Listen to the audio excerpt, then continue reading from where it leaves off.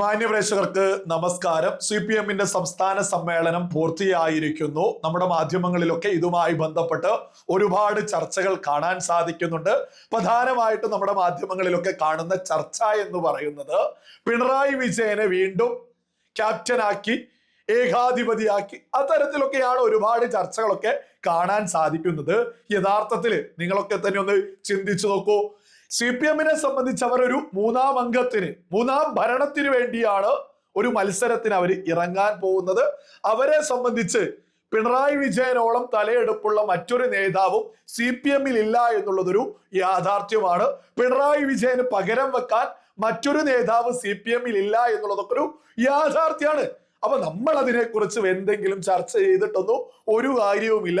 കാരണം CPM-നെ സംബന്ധിച്ച് മറ്റൊന്നുമല്ല, അവർക്ക് മൂന്നാം ഭരണം പിടിക്കണം. അവരെ സംബന്ധിച്ച് കേരളത്തിൽ ഒരു റിസൾട്ട് ഉണ്ടാക്കാൻ സാധിക്കുക പിണറായി വിജയനെ തന്നെ മുൻനിർത്തിയാലാണ് എന്നുള്ളത് അവർ കൃത്യമായിട്ട് മനസ്സിലാക്കി. അതൊരു യാഥാർത്ഥ്യവുമാണ്. പിണറായി വിജയൻ അല്ലാതെ മറ്റാരെ മുൻനിർത്തിയാലും ഒരു റിസൾട്ട് ഉണ്ടാവുമോ എന്ന് ചോദിച്ചാൽ അത് നിങ്ങൾ തന്നെ ഒന്ന് ചിന്തിച്ചു നോക്കുക. ഇനി നമ്മൾ ഏതായാലും ഇവിടെ ചർച്ച ചെയ്യുന്നത് അവരുടെ സംഘടനാ വിഷയമോ അതല്ലെങ്കിൽ അവർ പിണറായി വിജയനെ മുൻനിർത്തിയതിനെ കുറിച്ചൊന്നുമല്ല. നമ്മുടെ മാധ്യമങ്ങളോടും പറയാനുള്ളത്, CPM സംസ്ഥാന സമ്മേളനം പൂർത്തിയായി. അവർക്ക് റിസൾട്ട് കിട്ടാവുന്ന ഏറ്റവും മികച്ച ആളുകളെ തന്നെ അവർ ആ ഒരു സ്ഥാനങ്ങളിലേക്ക് എത്തിക്കുന്നു. എന്നാൽ ഇവിടെ മാധ്യമങ്ങൾ മനഃപൂർവ്വം ചർച്ച ചെയ്യാത്ത CPM-മായി ബന്ധപ്പെട്ട് വളരെ പ്രധാനപ്പെട്ട കുറച്ച് കാര്യങ്ങൾ മുന്നോട്ട് വെക്കാനുണ്ട്. നമ്മുടെ മാധ്യമങ്ങൾ പ്രധാനമായിട്ടും അവരുടെ അജണ്ട അനുസരിച്ചാണ് ഈ വിഷയങ്ങളൊക്കെ മുന്നോട്ട് വെക്കാത്തത് എന്നുള്ളതും സകലരും തിരിച്ചറിയുക. CPM-ന്റെ സംഘടനാ റിപ്പോർട്ട് പുറത്തിറങ്ങിയിരുന്നു. അതിലെന്താണ് പ്രധാനമായിട്ടും CPM മുന്നോട്ട് വെച്ചിട്ടുള്ളത്? അവര് പ്രധാനമായിട്ടും വിളിച്ചു പറഞ്ഞിട്ടുള്ളത് പാർട്ടി കോട്ടകളിൽ പോലും വോട്ട് ചോരുന്നുണ്ട്. പാർട്ടി കോട്ടകളിൽ അവർക്ക് ചോർച്ച സംഭവിക്കുന്നു എന്ന് അവർ തുറന്ന് സമ്മതിക്കുന്നു. ആ വോട്ടുകളൊക്കെ തന്നെ പോകുന്നത് ഭാരതീയ ജനതാ പാർട്ടിയിലേക്കാണ് എന്നുള്ളതും സംഘടനാ റിപ്പോർട്ടില് CPM വ്യക്തമാക്കി മുന്നോട്ട് വെക്കുന്നു. അതേപോലെ തന്നെ പിണറായി വിജയൻ രംഗത്തെത്തിയിട്ട് പ്രസംഗിച്ചതിലും വളരെ വ്യക്തമായിട്ട് സകലരും ശ്രദ്ധിക്കേണ്ടതാണ്. കേന്ദ്ര സർക്കാരിനെയാണ് പരമാവധി വിമർശിക്കുന്നത്. കേന്ദ്ര സർക്കാരിനെതിരെയാണ് പരമാവധി പ്രസംഗിച്ചിട്ടുള്ളത്. മറ്റൊന്ന് മാധ്യമങ്ങൾക്കെതിരെയും ആവുന്നതുപോലെ പിണറായി വിജയൻ സംസാരിച്ചിട്ടുണ്ട്. ഇവിടെയാണ് നമ്മളൊക്കെ ശ്രദ്ധിക്കേണ്ട പ്രധാനപ്പെട്ട ഒരു വിഷയം എന്ന് പറയുന്നത്. അതായത് നമ്മുടെ കേരളത്തിലെ പ്രധാനപ്പെട്ട പ്രതിപക്ഷമായിട്ടുള്ള കോൺഗ്രസിനെ കുറിച്ച് CPM ഒരു ശത്രുപക്ഷത്ത് പോലും വെച്ചുകൊണ്ട് വലിയ ചർച്ചകൾ അവർ സംഘടിപ്പിച്ചിട്ടില്ല. യഥാർത്ഥത്തിൽ വരുന്ന നിയമസഭാ ഇലക്ഷനില്, തിരഞ്ഞെടുപ്പില് 2026 CPM പ്രധാനമായിട്ട് മുഖ്യ ശത്രുവായി കാണുന്നത് ഭാരതീയ ജനതാ പാർട്ടിയാണ്. കാരണം CPM-ന്റെ വോട്ട് ചോരുന്നു, അത് പോകുന്നത് BJP-യിലേക്ക്. പിന്നെ കോൺഗ്രസിനെ സംബന്ധിച്ച് CPM മുന്നോട്ട് വെക്കുന്ന കുറെ കാര്യങ്ങൾ യാഥാർത്ഥ്യമല്ലേ? എന്തിനാണ് കോൺഗ്രസിനെ നമ്മുടെ കേരളത്തിലൊക്കെ മുഖ്യ ശത്രുവായിട്ട് ബോധമുള്ള ആളുകൾ വെക്കുക? എന്താ, ഇലക്ഷൻ ആയില്ല, അതിനു മുമ്പേ മുഖ്യമന്ത്രി സ്ഥാനത്തിലുള്ള അടിയാണ് കോൺഗ്രസില്. സുധാകരനാണെങ്കിൽ ഒരു ഭാഗത്ത്, ശശി തരൂരാണെങ്കിൽ മറ്റൊരു ഭാഗത്ത്, VD സതീശനാണെങ്കിൽ മറ്റൊരു ഭാഗത്ത്, K മുരളീധരൻ മറ്റൊരു ഭാഗത്ത്, രമേശ് ചെന്നിത്തല മറ്റൊരു ഭാഗത്ത്, ബെന്നി ബെഹനാൻ മറ്റൊരു, അങ്ങനെ ഓരോ ആളുകളും അവർക്കാവുന്നത് പോലെ മുഖ്യമന്ത്രി സ്ഥാനത്തേക്കാണ് അടി തുടങ്ങിയിട്ടുള്ളത്. അവർ തമ്മിലടിയാണ് ഇപ്പൊ തന്നെ തുടങ്ങിയിട്ടുള്ളത്. ഒരു റിസൾട്ടിലേക്കും എത്തിയിട്ടില്ല എന്നുള്ളതും സകലരും തിരിച്ചറിയണം. ഇത്തരത്തില് നേതൃത്വമില്ലാത്തൊരു കോൺഗ്രസിന് ബോധമുള്ള ആളുകൾ വോട്ട് ചെയ്യുന്നതൊക്കെ ഒരുപാട് കുറയും എന്നുള്ളതൊരു യാഥാർത്ഥ്യമാണ്. എന്നാൽ മറുഭാഗത്ത് ഭാരതീയ ജനതാ പാർട്ടി കേരളത്തിൽ വലിയ രീതിയിൽ ശക്തി ആർജിക്കുന്നു എന്നുള്ളത് CPM ഒരുപാട് മുന്നേ തന്നെ തിരിച്ചറിഞ്ഞതാണ്. നമുക്കറിയാം, ഒരു തരത്തില് മതപ്രീണനമൊക്കെ വലിയ രീതിയിൽ CPM ചെയ്തിട്ടുണ്ടായിരുന്നു. എന്നാൽ വോട്ട് ചോർച്ച CPM കൃത്യമായിട്ട് തിരിച്ചറിഞ്ഞു. ഉടനെ തന്നെ അവര് നയം മാറ്റുന്നു, പ്ലേറ്റ് മാറ്റുന്നു, ചാടി വീണ് അവര് തീവ്രവാദത്തിനെതിരെയൊക്കെ ഇതിനെതിരെയൊക്കെ ശക്തമായിട്ട് രംഗത്ത് വരുന്നു. ആ പ്ലേറ്റ് മാറ്റലൊക്കെ ബോധമുള്ള സകല ആളുകളും കേരളത്തില് കൃത്യമായിട്ട് തിരിച്ചറിഞ്ഞതാണ്. കൃത്യമായിട്ട് CPM അവരുടെ അടിയൊഴുക്ക്, അതായത് പാർട്ടി കോട്ടകളിലെ ചോർച്ച പോലും തിരിച്ചറിഞ്ഞു. ഇതൊക്കെ കൃത്യമായിട്ട് സൂചിപ്പിക്കുന്നത് കേരളത്തിൽ BJP വളരുന്നതിനെയാണ് എന്നുള്ളതാണ് യാഥാർത്ഥ്യം.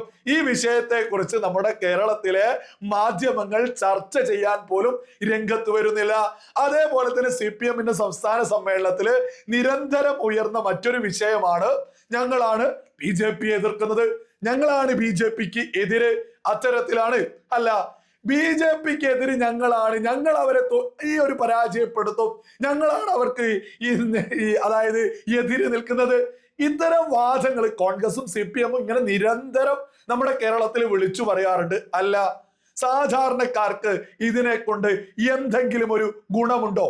നിങ്ങൾ ആരെങ്കിലും BJP-ക്ക് എതിരെ നിൽക്കും, BJP-ക്ക് എതിരെ ശക്തമായി എതിർക്കും എന്നൊക്കെ പറയുന്നതിൽ സാധാരണക്കാർക്ക് എന്ത് ഗുണമാണ് കിട്ടുന്നത്? അതേസമയം നമ്മുടെ രാജ്യത്ത് ഭാരതീയ ജനതാ പാർട്ടി എന്താണ് ചെയ്തുകൊണ്ടിരിക്കുന്നത്? നമുക്ക് ലേറ്റസ്റ്റ് ഉദാഹരണം എടുക്കാം. ഡൽഹി സർക്കാർ പുതുതായിട്ട് BJP പിടിച്ചതാ ഡൽഹി. അവിടെ പുതിയ പ്രഖ്യാപനം ഡൽഹി സർക്കാർ നടത്തി കഴിഞ്ഞു. അതായത് വുമൺ സ്മൃതി യോജന എന്നൊരു പദ്ധതി അവർ പ്രഖ്യാപിച്ചു. മന്ത്രിസഭാ യോഗം അംഗീകാരം നൽകി. എന്താണെന്നോ ആ ഒരു പദ്ധതി? 3 ലക്ഷത്തിലും വാർഷിക വരുമാനം 3 ലക്ഷത്തിലും കുറവുള്ള സകല സാധാരണ സ്ത്രീകൾക്കും ഡൽഹിയിൽ ഇനി 2500 രൂപ വെച്ചിട്ട് മാസത്തില് ബാങ്ക് അക്കൗണ്ടുകളിലേക്ക് എത്തിക്കാൻ പോവാ ഡൽഹിയിൽ BJP സർക്കാർ വന്നിട്ട്. അതേസമയം ഈ BJP ഒരു സമയത്ത് കോൺഗ്രസിനെ ഞങ്ങളാണ് എതിർക്കുന്നത്, ഞങ്ങളാണ് ഇതല്ല അവര് പറയുന്നത്. അവര് മുന്നോട്ട് വെക്കുന്നത് ഞങ്ങൾ ജനങ്ങൾക്ക് ഇന്ന കാര്യങ്ങൾ ചെയ്യുന്നു, ഞങ്ങൾ ജനങ്ങളിലേക്ക് എത്തുന്നു. അതേസമയം നമ്മുടെ കേരളത്തില് CPM-ഉം കോൺഗ്രസും ഒരേപോലെ വിളിച്ചു പറയാണ് ഞങ്ങളാണ് BJP-ക്കെതിരെ, ഞങ്ങളാണ് എതിര്, ഞങ്ങളെ കൊണ്ടേ ആവൂ. ഇതില് ജനങ്ങൾക്ക് എന്തുകൂടാ? BJP ചെയ്യുന്നത് ഒരു ഭാഗത്ത് സാധാരണക്കാരായ ആളുകളൊക്കെ തന്നെ തിരിച്ചറിഞ്ഞുകൊണ്ടിരിക്കുക. CPM-ന്റെ സംസ്ഥാന സമ്മേളനം പൂർത്തിയായതോടുകൂടിയിട്ട് കേരളത്തിൽ യഥാർത്ഥത്തിൽ നടന്നിട്ടുള്ളത് പുതിയൊരു രാഷ്ട്രീയ ചിത്രം നമ്മുടെ കേരളത്തിൽ തെളിഞ്ഞു എന്നുള്ളതാ. നമ്മൾ ഓർക്കേണ്ടതാണ്. ഏതൊരു തിരഞ്ഞെടുപ്പ് നമ്മുടെ കേരളത്തിൽ വരികയാണെങ്കിലും കോൺഗ്രസ് വിളിച്ചു പറയും ഞങ്ങൾ മത്സരിക്കുന്നത് ഇടതുപക്ഷത്തോടാണ്, LDF-നോടാണ് എന്ന്. CPM വിളിച്ചു പറയും ഞങ്ങൾ മത്സരിക്കുന്നത് കോൺഗ്രസിനോടാണ്, UDF-നോടാണ് എന്ന്. അതിലാണ് ഇവിടെ ഒരു മാറ്റം വന്നത്. CPM-ന്റെ സംസ്ഥാന സമ്മേളനം തന്നെ വിളിച്ചു പറയുന്നു വലിയ വോട്ട് ചോർച്ച വരുന്നു, വലിയ ചോർച്ച സംഭവിച്ചു, പോകുന്നതൊക്കെ തന്നെ BJP-യിലേക്കാണ് എന്നൊക്കെ CPM-ന്റെ സംസ്ഥാന സമ്മേളനത്തിലാ സംഘടനാ റിപ്പോർട്ടാണ് അവർ അവതരിപ്പിച്ചത്. ഈ BJP-യുടെ വളർച്ചയെ കുറിച്ച്, കേരളത്തിൽ BJP വലിയ രീതിയിൽ വളരുന്നു എന്നുള്ളതിനെ കുറിച്ച് എന്തുകൊണ്ടാ ഈ ഒരു സംസ്ഥാന സമ്മേളനത്തിന്റെ റിസൾട്ട് വെച്ചുകൊണ്ട് ഇവിടെ നമ്മുടെ മാധ്യമങ്ങൾ അന്തിച്ചർച്ച നടത്താത്തത്? ഇവിടെ മാധ്യമങ്ങൾ ഇപ്പോഴും കൃത്യമായ അജണ്ട അനുസരിച്ചാണ് മുന്നോട്ട് പോകുന്നത്. യഥാർത്ഥത്തിൽ CPM-ന്റെ സംസ്ഥാന സമ്മേളനം പൂർത്തീകരിച്ചതോടുകൂടിയിട്ട് കേരള രാഷ്ട്രീയത്തിന് ഒരു പുതു ചിത്രം വന്നു എന്നുള്ളത് സകലരും കൃത്യമായിട്ട് തന്നെ തിരിച്ചറിഞ്ഞോളൂ. കൂടുതൽ വാർത്തകളും വിശേഷങ്ങളും നിങ്ങളിലേക്ക് എത്താൻ ABC മലയാളം സബ്സ്ക്രൈബ് ചെയ്യുക, ബെൽ ബട്ടണും അമർത്തുക.